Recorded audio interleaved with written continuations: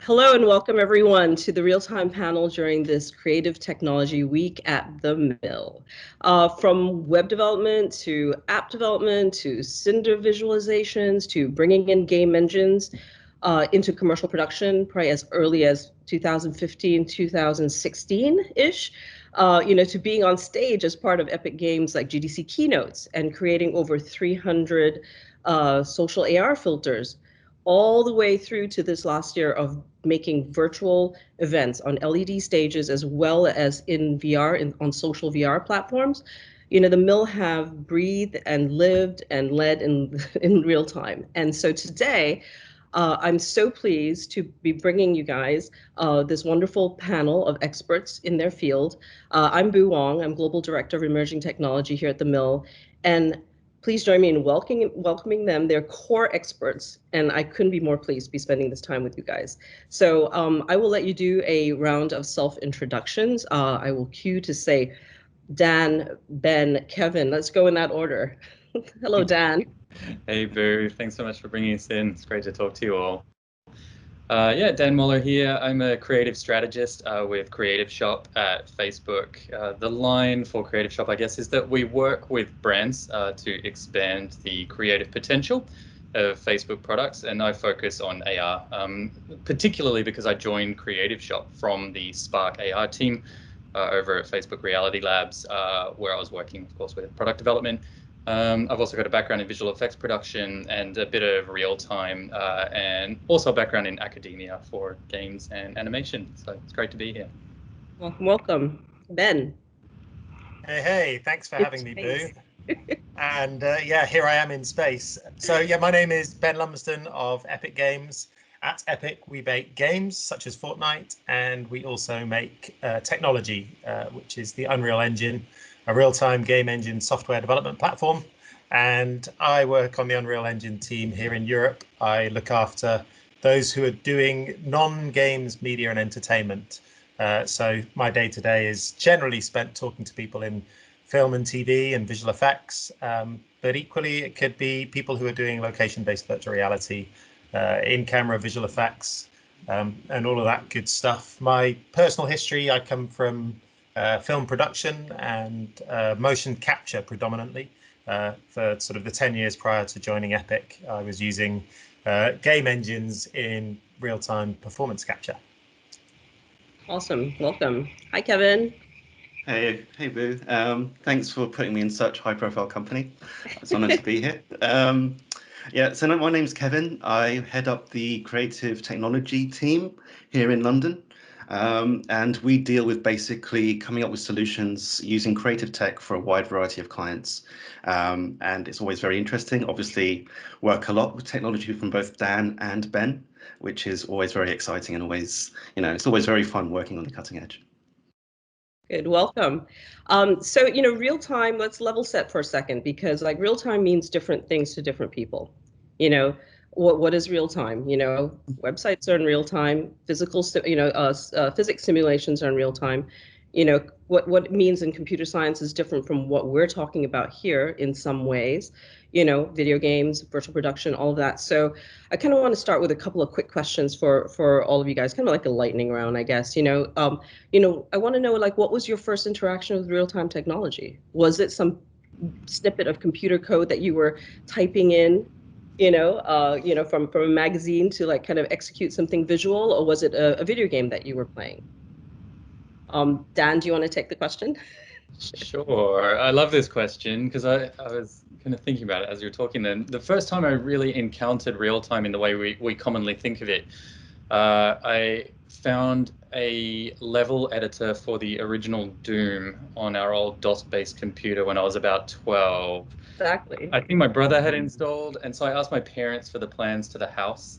and I rebuilt my parents' house in original DOS Doom, and then I walked around in it, and I was just like, this is cool. Like, I can build this virtual space and then be in it, like, in some way or another, as a 12-year-old, thinking that, yeah, I think that set me on a bit of a trajectory. That's awesome.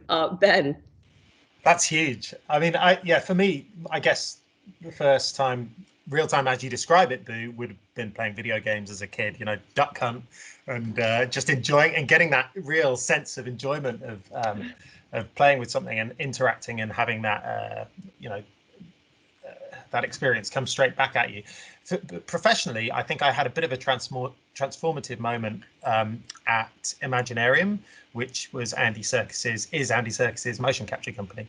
And when we started playing with this concept of magic mirrors and having actors standing in front of TV screens where they could see a digital version of the character which they were going to be playing in feature films, you know, that for me was a transformative moment, because we'd done bits and pieces of this with, you know, even seeing it in a grayscale real-time way with Motion Builder or what have you was really exciting. But then when you'd get like Mark Ruffalo doing playing the Hulk in front of an Unreal version of the Hulk looking back at him, now that was pretty cool, because you could tell how much the actors were getting from it as well, you know, in order to be able to get into character by seeing a real-time representation of themselves on screen. Right, rather than being this kind of like disembodied, I'm in a mocap suit, you know, see you guys in 18 months when you make sense of this. Exactly, yeah. Yeah. Hey, Kevin, I can't wait to hear what was your first interaction with real time. Yeah, well, I was kind of lucky in that I went to school in primary school with a Japanese exchange student. And I remember going around to his house, and he had the Nintendo Famicom, which was completely alien to us. We had no idea what Nintendo was. And he had this Famicom, which had this game called Super Mario Brothers on it, which blew my mind, you know, the fact you could control something on the TV. And then many years later, when I got my first computer, there was a game called Wing Commander, which I'm not sure if any of you remember. But the fact that... Sure. That had Mark Hamill in it, right? It's, you know, this is the older one. Oh, really? Yeah, like, so before that was Wing Commander 3. I'm gonna get a bit geeky now, but like there was like the Wing Commander 1. If you looked at the screenshots in the magazines, the 3D didn't look like that low poly, you know, Microsoft Flight Simulator style. It was actually like proper sprites that were billboarded and would rotate in 3D space. And I thought, oh, that's interesting. I didn't realize you could make 3D look like that. And it was just, you know, opened my mind up to the kind of visual tricks you could pull off in 3D space. And then while I was playing it, I noticed that the storyline would change depending on what happened to me in the game. And I thought, wow, so that's interesting. You can actually use this technology to make the story change as you travel through it. I thought, okay, that completely blew my mind. So if a character died at the beginning, you'd end up with a different storyline. I'm thinking, how the hell are they planning this as you go along? And then I guess my first experience with actually doing that myself was when Flash came out, and the fact that you could just draw something on a stage and then open up a timeline, write code directly into that, and then make that thing move, and then make it interactive, and then make it do something based on something else. And I just thought, wow, that's incredible. And I guess, you know, a precursor to the, you know, the high-tech game engines we have now, Flash was one of those things that really did open up the stage for, you know, people with artistic tendencies to express themselves through code. I mean, you guys are just so cool. I mean, like trying to figure out, like, to have Doom, like basically to make your house in Doom, like how did you not just walk through the real place after that, just being like turning the corner? Who's to say he didn't? I know. Between that and Circus and like Wing Commander, like you guys have like really like just dropped all the names in there. Like, you know, for me, it was like Pac-Man, it was Galaga, it was like stand-up, like, you know, machines in some like back alley of like, you know, malls in Singapore. And like I was part of a generation that played that so much that it led the Singapore government actually to ban video arcades for about 15 years. There's a bad influence. Anyway, No but it was way. awesome because I leveled up a lot before they did that. Anyway, so you know, to that point, like Kevin, you know, it's like, you know, what does real time mean to you today? Like coming from that, right? Like what, I mean, I know this is a huge question. So, and the whole point of this panel is to talk about that. So just it really quick, just kind of like, what does it mean to you today? Yeah, so I think we're all familiar that real time comes in different flavors. But for me personally, it's the fact that it's interactive. The fact that because, technology allows us to basically render in real time. If it's being rendered in real time, it means that what's being rendered, you can change your mind at what gets rendered at any moment before that, which is the key thing to make something interactive. So yeah, for me, interactivity is the main thing for real time, which does do a lot of other things in terms of, like time saving and all that stuff. But for things that I make, they have to be interactive. Right. And I mean, Ben, that must resonate with you being where you are. It's exactly the same. Yeah, I mean, it's the interactive through and through. I mean, the fact that you can just change something and see not only the sort of the pretty pixels change, but equally having things like real-time physics and networking. If you can pluck an apple or let's say cut an apple from a tree and see it hit the floor and thud to the floor, or you can turn gravity off and it can just float around in space. I mean, it's fun. For sure. And like Dan, what does it mean to you? Yeah, I mean, at Facebook, whenever I hear the word real time, typically people are referring actually to like real time chat, in opposition to kind of asynchronous chat where you're maybe sending someone a previously recorded video or something. So it's something that very much speaks to the interactivity of it, kind of building on what Kevin was saying. But yeah, of course, we have Oculus VR, we have Spark AR, and we have all these technologies that are built on what in the end are game engines. That speak to that ability to kind of shape that content. I think for me, a really interesting thought experiment is just asking, like, is 360 video real time? And to me, it's not, because there's this differentiation right between format and content. So although what you're seeing on screen is changing based on the way you're interacting with it, it's really just your viewpoint and the format that it's being presented in. It's not that the actual content itself is changing and that you have any agency within that content except for the direction you're looking in. It's more comparable to Bandersnatch, isn't it? Or for instance, on Netflix, where it's a bit like the choose your own adventure things that you were talking about, Kevin. Yeah. Yeah, I mean, I think best case scenario is like Bandersnatch. A lot of times it's just kind of like left to right. But yeah, I think I have an Oculus right over my right shoulder there. Awesome. And a Vectrex over here and all sorts of other consoles anyway. But yeah, so, it's like, I think that, the Oculus has really kind of like blown up the VR space to make it so easily accessible at such a great quality, So, sorry, I'm going to stop here being a fanboy, but like, not going to make an ad here for you, but but it's awesome. But Ben, so coming from Epic, with its serious creds, right, in gaming, going all the way from Unreal Tournament, spent way too many hours in that, Gears of War, and of course now with Fortnite, it's like beyond gaming, like what are the industries you think that you would say? I mean, I know that you guys are everywhere, but like, are there particular industries that are really kind of taking on real-time workloads? Architecture's been huge for us. Architectural visualization, people who are sort of wanting to look at what they're about to spend vast sums of money on before they actually do it. So that's been huge. Manufacturing and automotive has also been big, and sort of this whole concept of the digital twin, where you get a version of the car before you ever build it. You can even sculpt in VR in order to sort of design the car. Then equally, you go through the prototyping phases of having almost akin to a mocap stage, but sort of an engineering piece where you've got a steering wheel and a couple of pedals, and then you're again in virtual reality, but you can see the elements of the car around you. And then all the way through to the sort of the factory line. There was the mini factory in Oxford.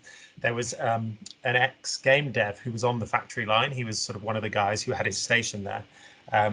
Ross, South African chap, lovely bloke, who a couple of years ago came to us and said, "Hey, I've been doing this at work, and I've modeled my station in Unreal Engine. I showed it to my boss, and my boss really liked it. And now he's shown it to his boss, and he wants me to spend 3 months building the whole factory in Unreal Engine." And so we gave him a little bit of help. And sure enough, this guy now he goes around the world for BMW, designing their factories and making digital twins of their factories in order to improve all of the production line efficiencies. Because if you stop the production line, you waste £5,000 a minute or something crazy, and so you have to do it in this sort of digital twin. So that's been a real surprise for us. A pleasant surprise. The huge take up in automotive, and then the bits that we might be more familiar seeing, such as the great work that you guys did with the human race together with us, and the marketing of a car advert. So you get that whole concept of the car from all the way through the process. But for me personally, looking at the media and entertainment side of things, I know we're going to talk a little bit about virtual production today, and in-camera visual effects, but actually there's been a huge uptake in the world of broadcast and on-air broadcast with virtual studios. So you get Gary Lineker on a Saturday night, who is sitting in a green box, and then the rest of it is essentially a video game. For the more global audience, this is soccer or football, and Gary Lineker's sort of an ex-pro in the UK, watching each game on the BBC every Saturday. But yeah, there's been a huge uptake in broadcast and virtual sets and virtual newsrooms, and the Weather Channel are doing some cool stuff in that space. Yeah, for sure. It's like, whatever weather channels were doing before, like now they've just been like kind of super pumped with technology and like kind of doing next level simulations, and visualizations. It's pretty interesting to see kind of the level of content that they're and kind of filmmaking in some ways, but interactive that they're bringing into that space, right? It's with a huge amount of visual effects and artistry, and teams spending a lot of time that you might see in sort of linear content or visual effects pipelines, but then they're doing it for the local weather station. I mean, there's a station in a TV station in France who now have it tied to the real weather feed, but then the Unreal Engine scene just changes. And it's that they're on live on air, and it's got the live weather feed. It's just a data point that brings in the storm or the rain clouds or the wind direction, all of that, and it's just live there. Yeah. And like Dan, like you mentioned, you come from kind of a more linear workflow, right? That you have history in that. Like, can you talk a bit about how you saw the evolution of going from linear to interactive kind of platforms in a way? Because besides the use of it as a real time as production tools, like where you're viewing and experiencing things, like that's kind of changing too. Yeah, definitely. I mean, speaking to that from perhaps more the kind of Facebook perspective, and in the context of maybe real time and how it intersects with advertising and so on. When we think about like traditional media, TV, film, radio, and so on, it was really something that you just sit back and passively consume. And you're not really involved in that unless you're like maybe watching a news story that like happens to be about you, because some journalist has gone and gotten that story, right? That being on TV was a big thing. But then of course like social media came along, made it really personal, and like gave you that agency in that space, and then an expectation that you're going to be able to get involved. So when YouTube arrived, it meant that anyone could like be on TV and they could participate in that. So Facebook products, in the broader sense, are really about that kind of interaction, self-expression, connection, and so on. So when it comes to AR, in particular, I see it as a tool that people can use to either help create content or to experience that content. And crucially, to be able to do that now in a really democratic way, that you don't need the television studio production tools to be able to create your own content, add your own visual effects, tell your own story. So accessibility, is really a huge differentiator there. When it comes to kind of the marketing piece, like a marketer can use AR to help either entertain or inform someone in a way that's much more personal and relevant and engaging now than they've been able to in the past, because it's responding to that user's environment, it's responding to that user's input. But then at the same time, when it comes to the way people might be using a branded or a completely organic AR experience for themselves, like I like to think of AR similarly to maybe vocabulary that someone can use to tell a story about themselves. when it's not some kind of bigger, chunkier kind of experience that they're kind of getting into the middle of. So I really see that, we've gone from this totally passive space where we're sitting back, someone else is kind of pushing stuff at us, to now a space through technologies like AR where it exists on a spectrum somewhere between a production tool that you can use, that you can access democratically to tell stories about yourself, or some kind of really immersive, experiential kind of delivery format that you can get yourself totally inside and have fun and interact with and play with. Yeah, I mean, I think that that's the thing when a story or something that is marketing is not something that you're just consuming by sitting back. It's something that you are actually getting some benefit from, and that you can actually put your personal touch on. I think that that's when it makes it a really that's when it's sticky, and that's when you actually then you're ending up sharing it as well. And like Kevin, like recently you led a big social AR project for HBO. It was a 3-event series for Lovecraft Country. Maybe can you tell us a bit about it? Because how did using like a real-time platform like really kind of open things up? Going off of what Dan was saying. Yeah, I think, first of all, a project like that would never exist if real-time technology didn't exist. And I think what was interesting for me is how, you're delivering a real-time product, but how much real-time helped on the creation process as well.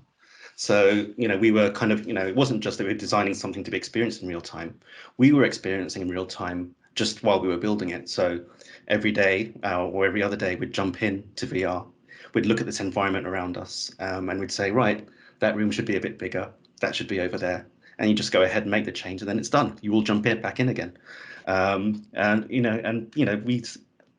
always say this project was concepted and produced during COVID. So you imagine that we have a global team working on this, a team in London, a team in New York, and the client who's kind of spread between LA and New York, all jumping in at the same time. And all of us, reacting to each other as if we were right next to each other, waving. I know everyone's wearing banana suits and big gorilla outfits, but like you still be able to kind of engage with each other on a personal level, which I thought was amazing. Awesome. And like that whole thing like ended with a big old like Janelle Monáe concert. So like that couldn't have been like whatever more satisfying. Oh yes, lots of dancing. Yeah. And like speaking about like satisfying and cultural, like Ben, like I noticed that I think Unreal was recently used on a really high profile project for Balenciaga.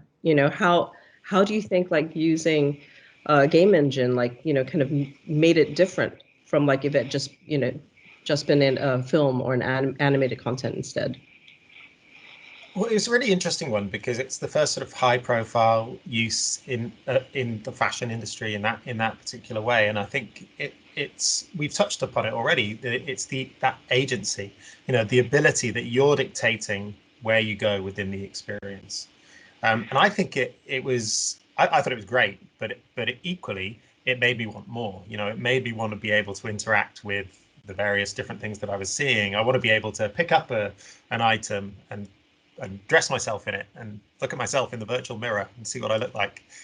Maybe I don't look like me at the same time. It's like it's quite metaversy. But I thought it was great. I thought it was really, fundamentally it was interactive in the sense that you had that feeling of agency, being able to walk around at your own pace, and that's something that you can't do on a non-real-time platform. Right.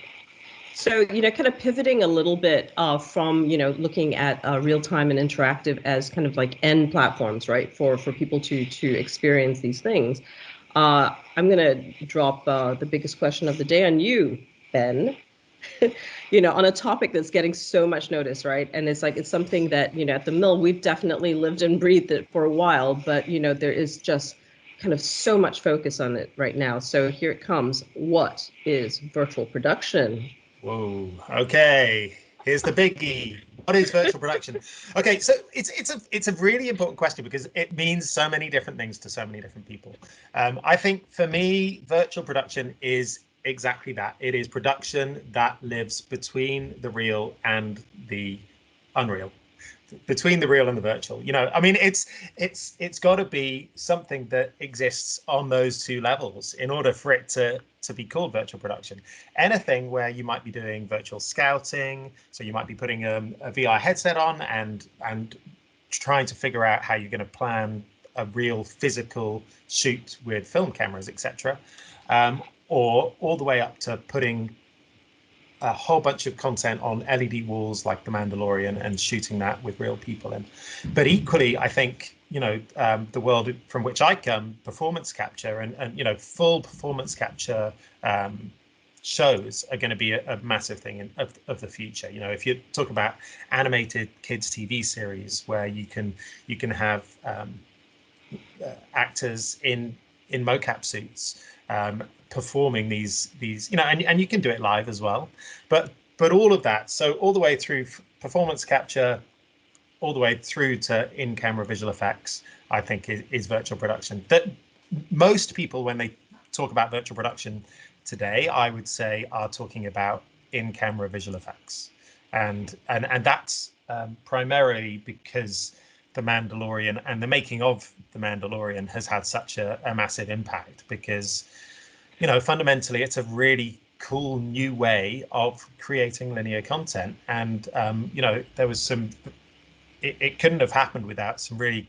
clever creative minds. Jon Favreau spearheading that whole thing, to get a project of that size and scale to be able to innovate in that way was really quite special, and it took a lot of innovation and ingenuity from Industrial Light and Magic and Lucasfilm, Lux Machina and Magnopus, together with a bunch of our best engineers and developers, all really trying to figure out whether this was going to be possible. This sort of different take of what has been quite a traditional filmmaking technique of sort of rear projection, putting, you can imagine in black and white era of cinema, you'd get a couple in a car and they've got a moving scene behind them, so it looks as though the car's moving even though it's not, and it's actually just filmed footage.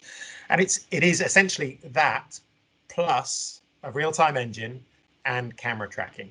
And so that's the important piece to sort of understand about that aspect of virtual production, which I like to try and call its own thing in camera visual effects, which is real-time camera tracking, understanding where the camera is because you're tracking it in 3D space through any number of different tracking methodologies, and then displaying the world in computer-generated imagery on big LED screens, and then the parallax and the shape of the world changes depending on where the camera is, because you know where the camera is. So the frustum of the camera throws the perspective of the camera as if you were really in that virtual space, and it's so cool to see. Like I don't know if you guys have been on any of these stages, but it's the most fun. You really believe that you're there. Yeah, for sure. And it's like I appreciate you taking this huge question, because virtual production, it is the in-camera stuff, but it's also using Unreal within like CG departments. But I think that if you only look at one component of it, if you just think, oh yeah, here's a game engine, we're going to use it instead of rendering out of Maya Arnold, you've missed the entire picture of what it is. Virtual production is a complete paradigm change of how you do things. You do a lot more pre-planning, you're shooting things differently all the way through the end, and I love that it's kind of creating its own new kind of way of working, and it's a full set, And at the Mill, we've been known for a lot of our character work, and it's like we've gone as far as to even develop like our own custom performance capture platform, like Mill Mascot, and Kevin, and that's a lot of fun for those who haven't tried it. That is so fun with the Ultra Leap and puppeteering it with your hand, and yeah, exactly. With the Leap Motion, it's just like to be able to get that kind of like direct feedback and actually puppeteer a photoreal character. Awesome. And it's like, Kevin, like how has using Unreal game engines, like how's it changed our approach to our character jobs? Like it must have had a huge impact. Yeah, I mean, when you look at a game engine, you can't help but feel like you have no limits. The sky's the limit. Like, first of all, especially with the way game engines have got now, if you look at Unreal, we give it to an artist, and straight away they feel at home. They bring in their assets, they bring in things, and they're able to create these gorgeous looking scenes. And then on top of that, a developer is able to go in and then just, manipulate the world. It's like what you were saying earlier. Do you want physics to be zero? You can switch physics to zero. Anything goes in this virtual environment. And so being able to kind of invent our own rules, our own tools in this virtual space is massively enabling. It's a bit of a power trip, actually, the first time you kind of get to grips with it. And something like Mill Mascot, where, we're kind of marrying all these kinds of technology, like Elite Motion. You think, well, Elite Motion tracks hands. What if we plug that in? What can we do with hand tracking? And then Jeff Dates, who came up with the concept of it, and like I remember his first prototype being this kind of like sock puppet thing where you do this. And you think, why wouldn't that be a really good interface to controlling characters, rather than some, engineer with a massive control board with all these little knobs and dials to create something? The fact that we can, integrate technology from all these different fields to create new and unique tools that end up with these beautiful rendered visuals on screen is, a massively empowering thing. And like I think that I want to kind of pivot once again back over to AR, because like you mentioned, basically being able to see your effects on set. And there's also like XR stages and being able to overlay effects right there on set while you're filming on a virtual LED stage. But besides production on that front, as Tim Cook says, like AR is going to pervade our entire lives. It's going to be the next big thing. And Dan, like Facebook have made like one of the most successful AR platforms out there, Spark AR. Can you tell us a bit about some of the, your favorite projects, or any like special secrets? What's coming up? The perennial question. Well, no, this is just a casual discussion. Yeah. Let's roll out the cliche. We have nothing to announce at this time. But obviously, glasses on the horizon, all this amazing stuff, and it's moving at 1,000,000 miles an hour. It's such a new space. Spark AI, we release a new version of it every 2 weeks. It's just nuts trying to keep up with everything. So by the time people watch this, it'll probably be, obsolete, whatever I say. But yeah, I suppose kind of to build on that pivot and to continue what Ben was saying, like when it comes to AR, some aha moments that I've had have been on set making like AR music videos and using AR as a production tool and seeing the way that someone responds to their performance as they're filming, being filmed with AR being layered over them in real time. You'll see them get into character like so much more and respond to it. So when it comes to like a traditional linear production pipeline and everything's being guessed about what's going to happen in the future, being able to just bring that to you right now makes your production so much more efficient, and oftentimes gives you like a more empathic and oftentimes even higher quality result because of the approach you're taking. But I don't know, in terms of really cool things that I'm seeing, there's one that really stands out to me is David O'Reilly's AR effect on Instagram called "It's Always You." I just really loved the way that he took control of the camera, made you the star of this short film effectively, and let you play with that and experience that. So it was kind of this weird blend between like VR and its ability to kind of transport you somewhere else, and AR and its ability to kind of blend you into that experience.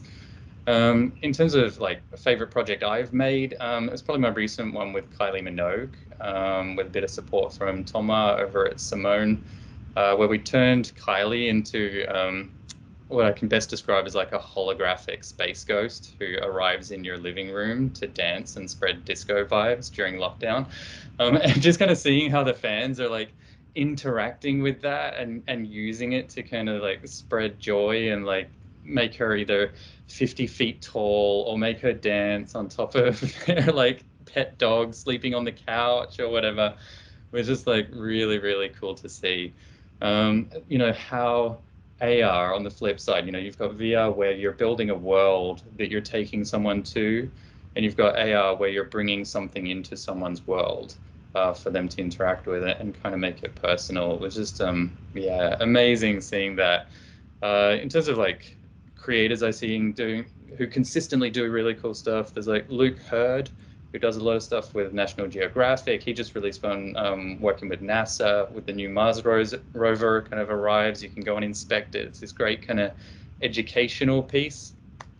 And I really love some of the work being done by Omi Omiyumi Kikbe. She is constantly just experimenting with the fashion vertical, and particularly where like luxury fashion intersects with like e-com, and like she was making audio reactive fabrics the other day, and just all this like incredible stuff. I love her. Love you all. How do you, like, you have a really vibrant community, you know, it's like, how does their work feed back into the team, and do people take threads from that and say, look what they did, like we've got to make this part of our whole platform, like is that back and forth like part of the thing? Yeah, constantly. I mean, we're a team of, product developers, product designers, engineers, content strategists, researchers, and so on. But in terms of people on the team just sitting there making stuff and riffing and experimenting, like, yeah, we do that, but it's nowhere near as big as what comes out of the community. So we see all this stuff bubbling up, and we're constantly inspired by it. It's just crowdsourcing this crazy research, I guess, seeing all these incredible discoveries that people are making, all the phenomenal creativity. It's just putting this tool into the hands of people who are just incredibly passionate about it, and using it in all the myriad ways that they are keen to do all around the world, in the context of all of their different cultures as well. Is really, really cool to see those differences between everyone. So yeah, we're always inspired for sure. That's awesome. And at Epic, like, you have a really like active community as well, like of individual users as well as like companies. I feel like every week there's some announcement like, look at what somebody did. It's now part of Vanilla. It's now part of the platform. Everybody enjoy it. Go get it from the marketplace. It's like, can you talk a bit about your community? And it's like you've even had like Unreal Virtual Production Fellowships, like. I think we'd love to know more about that. Sure, yeah. I mean, I guess our vision is to be as open an ecosystem as we possibly can be. And, that's a big part of Tim Sweeney, our founder and CEO's vision and stated mission of building the metaverse. He's on record as saying that is his goal. That is our company goal, is to strive forwards towards an open and interconnected metaverse. So we really try and foster that sort of that openness. I guess, by the very fact that we are free and available to everyone to just download from the internet as they want, I think that's massive. And we encourage people being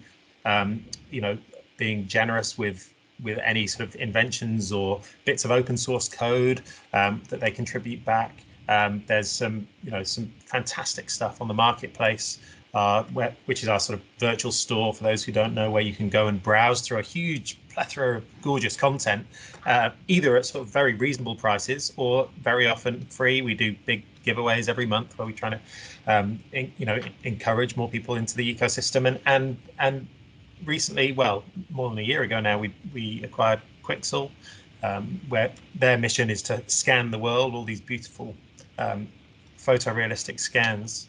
And again, we sort of said anyone using that ecosystem can use all of it for free. So it's really part of our DNA, that sort of whole openness. And equally, the mega grants is a part of that as well. And the mega grants, for those who don't know, is a $100 million fund that Tim has set aside over 5 years to give back to the community. To really, anything goes. It's no strings attached, free cash to drive projects towards this more open metaverse.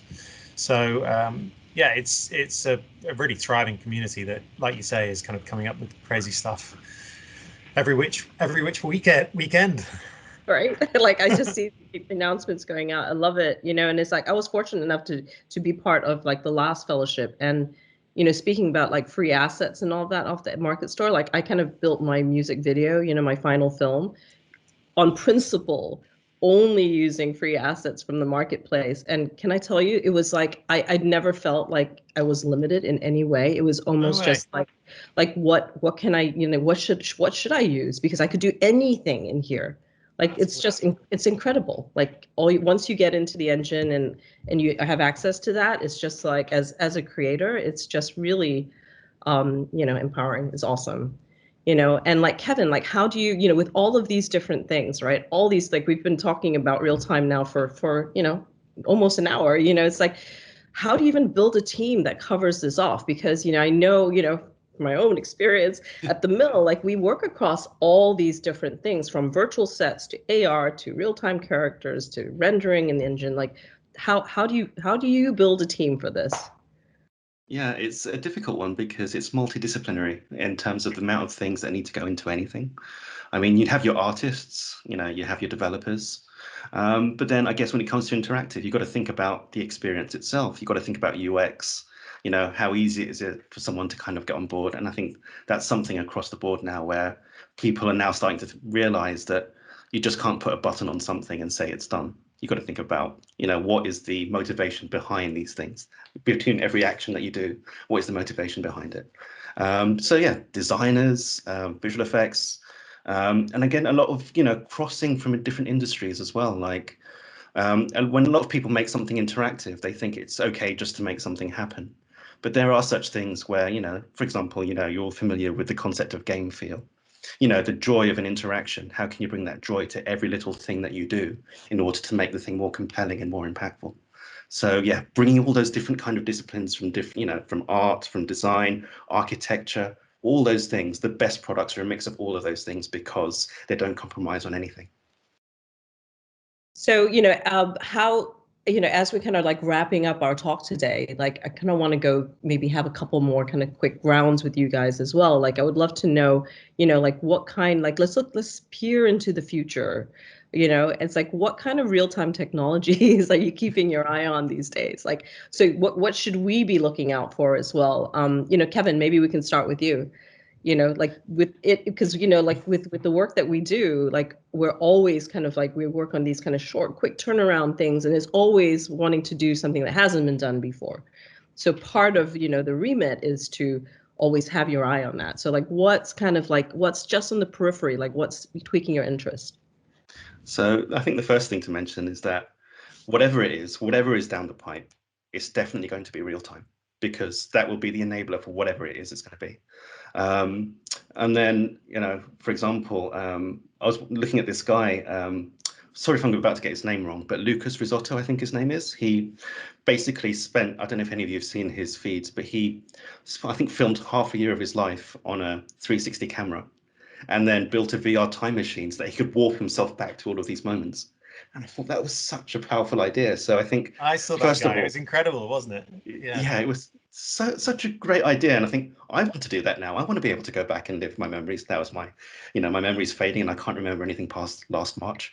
It's going to be one of those things that, really helps us, put those markers down in our lives. And that's firstly, one of the main things is one of the reasons why the Spark AR community is so vibrant is because it's essentially been democratized. And I think that's the same thing with the Unreal Engine as well, that all of these things have normalized what it is to be a creator. You create an AR effect, or you tell someone augmented reality. To the person off the street, you say augmented reality, they'll run a mile and say, I don't get it, it's very techy. You show someone a social AR filter and they'll go, oh, I get it.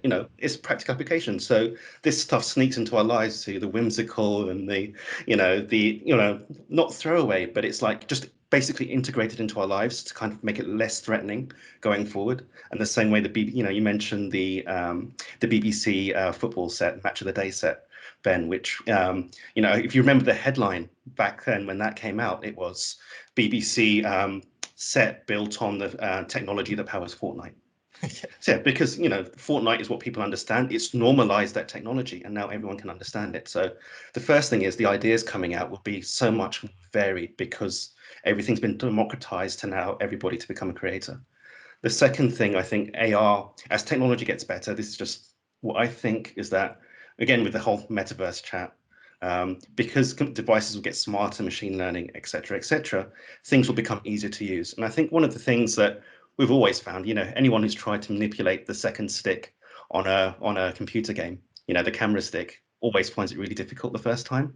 But the fact that spatial computing takes it out, or AR removes that barrier completely, in that now we are using all the senses that we grew up with, that have evolved over, thousands of years, depending on how religious you are, allow you to kind of integrate or kind of perceive the world through the tech, using our natural instincts. And I think that's going to be the way things go. Things will be more natural, easier to use, but then a massive enabler in terms of the way we access content and technology and information. Awesome. I love your view of the future. I want to be there. It feels like so like I love how you think about that, and like, when you think about like how like kids when they're learning how to walk, and they're like learning how to stand, and the orientation, the balance of that. And it does remind me of like, when people of my parents' generation are trying to figure out that second camera stick, they're just like, oh. Dan, like, what are the real-time technologies that you're keeping your eye on? I suppose zooming into specific bits and pieces, I'm definitely really excited about metahumans from Unreal and Epic Games. It's so cool. I think, in visual effects production, we've sufficiently, I think, crossed the uncanny valley now for, pre-rendered digital humans, but I think it's still been a bit of a barrier when it comes to real time, and I think metahumans are getting really, really close from what I've seen. So I'm super excited about that, and what it's going to mean to be able to take someone who looks like a real person and put them into a virtual space.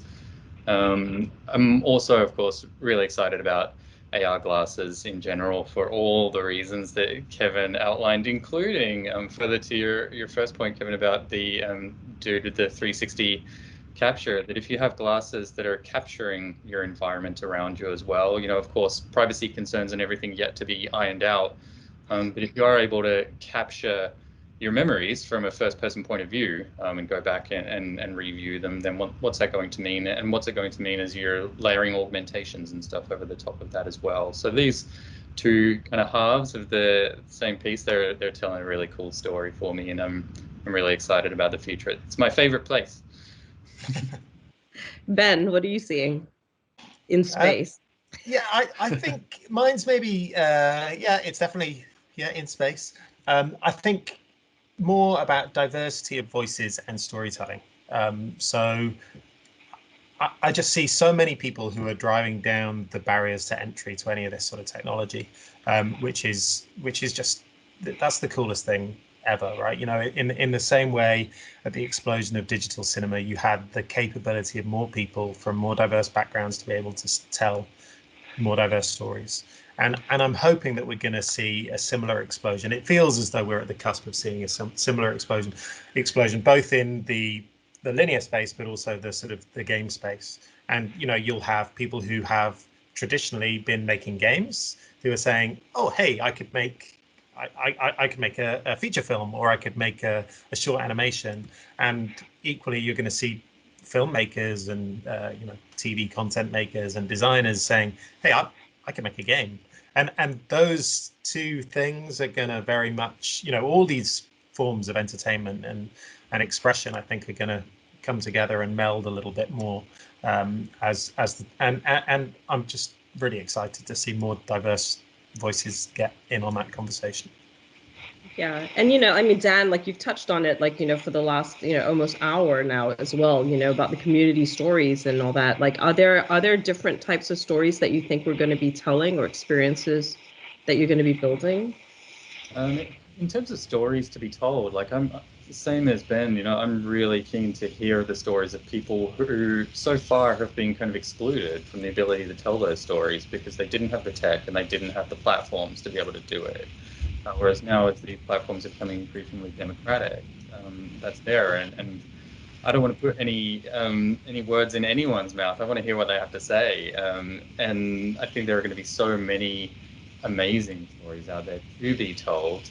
I think another part of it as well is in terms of kind of experiences that I would love to see. My personal agenda revolves largely around holoportation. So when we're looking at, like digital humans and how they intersect with AR glasses, the ability to kind of be anywhere, and that platform to be able to be anywhere further feeds into that idea of diversity and access and democratization, that you don't need to be in the same space that you actually physically exist in, like, in order to be able to access opportunities and stories and experiences. Right. So, with all the, Kevin, with all of the platforms that you're working on and all of that, like, what kind of stories do you think that we're going to be telling this next year? Yeah, I think there'll be a lot of stories about being locked at home, I think, and personal Or getting out. introspections. But yeah, I think there'll be, I think diverse storytelling is very much on the agenda. And I think, it's about time. There's still a little bit of a tech barrier, but even that's getting cheaper all the time. The fact that, a little kid can buy pretty much a £50 computer, or like a Raspberry Pi or something, and get like a version of Minecraft or Roblox that will allow them to customize it and change something and create their own experiences. That's very much what Dan, you went through with Doom, being able to go in, but now because the tools are completely open, you can actually edit them on a much deeper level, and they're the same tools that everybody has. It's like these platforms that democratize content creation. I think that's going to be the first thing, especially if the tools are online and they run through a browser or something like Roblox, where it's a very light download. That'll be the first step, and then the enabler will come after that, I think. That's awesome. And I think that, like, looking at real time as like the platforms that we experience these things, but also the tools that we're using to make it, and that like kind of feedback loop of creator and user, and what does that even mean anymore? Everybody's making things based on some common shared knowledge or platform. Like, that is, I think that, that's what I'm hearing from all of you, that it's like, that is the thing that is super exciting. So with that, I want to thank you all for joining us today. I mean, like, that was so insightful. So thanks for your generosity, the time, and all the knowledge you just dropped. So thank you again, and everybody else for joining us today. See you guys later. Thanks so much for having us. Yeah. Great to chat with you all. Yeah.